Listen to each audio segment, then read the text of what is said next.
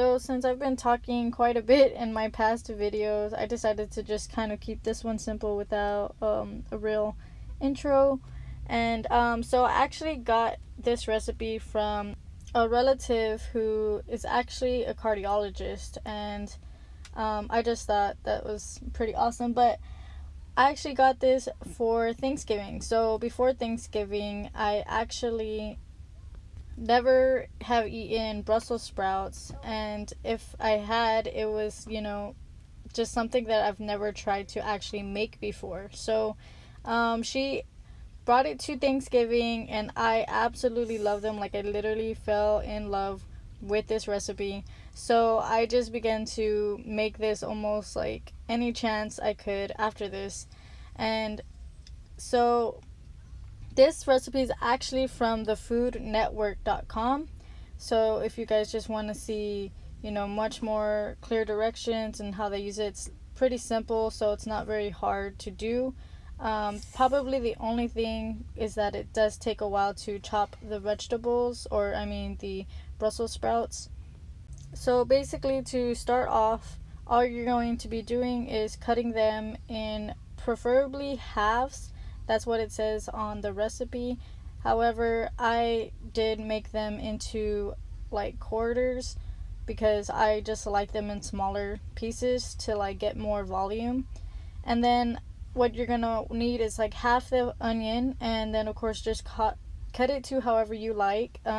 I like to just kind of keep mine pretty big still, just because my boyfriend doesn't really like to eat onions, so I don't like to keep them small, so it's easier for him to pick out. And basically I just like cut these about like in halves, and then I just kind of separate each of the onions just to kind of make sure that they're all like away from each other.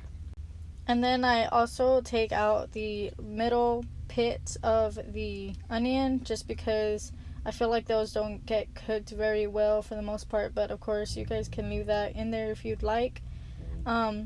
And then once all of the onions are separated, we can start warming up the pan, and then of course making our bacon.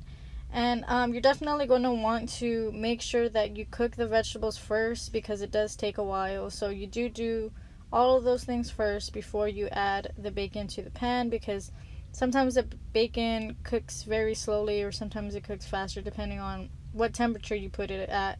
But usually, preferably, you would want to cook the bacon at a medium to low temperature once the pan is warm, just so it doesn't like overcook or anything.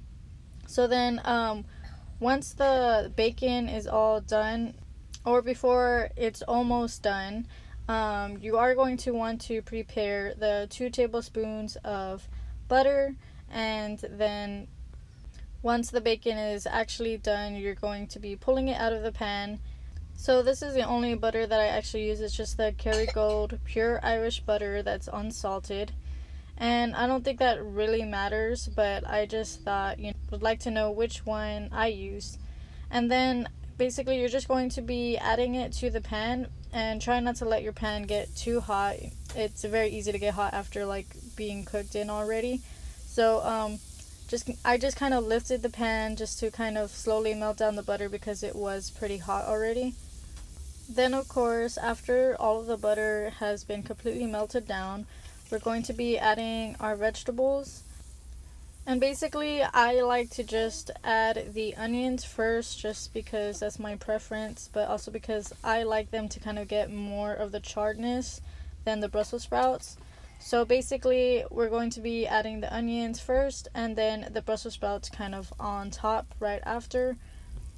So the goal here is just to make sure that you are getting a good char on all of the vegetables. So the char, if you didn't know what that means, is just to kind of blacken the vegetables a little bit on some sides of the vegetables. So you just want to get some blackened, but not too much, of course, just like some of them. So you just want to let it sit in the pan before you stir it, and kind of give it a good amount of time. And then you kind of want to make sure also that your pan is like about at a medium high heat, so that it does it is able to get that charredness, because if it is too low, it's not going to give it that. So just make sure that it's higher than whenever you were adding the butter. So while we let that sit a little bit more, we're going to be chopping the bacon into small pieces, as small as you like them. I'm not really picky with the piece size, so I just chop them the best that I can. It does get kind of messy, and just because of the grease, of course, and everything. But basically, you're just going to putting this into the Brussels sprouts until the Brussels sprouts have almost like finished cooking, or at least like charred a little bit. And then you're going to add the bacon into the Brussels sprouts once they're kind of charred, and then just let it cook a little bit more, just kind of mix it in there. So one of the most important steps in this recipe is just to make sure you're putting enough salt and of course pepper as needed, but definitely enough salt, because this is going to really give it so much more flavor. Don't of course add too much, but just make sure that you are adding enough salt. So that's all you need to do in this recipe. Like I said, very simple. If you do find that the Brussels sprouts just are like too much for the grease, of course you can always add more butter, but this amount usually tends to be a pretty good amount, like perfect, so it's not too dry and it's not too moisturizing for the Brussels sprouts. You guys, look, just how awesome does this look? Just beautiful green vegetables. And guys, just so you know, these do taste amazing. If you really enjoyed this video, of course, please, I would love it if you guys could give it a thumbs up. And if you guys are new to my channel, I would also really appreciate for you guys to press that subscribe button. And thanks for watching.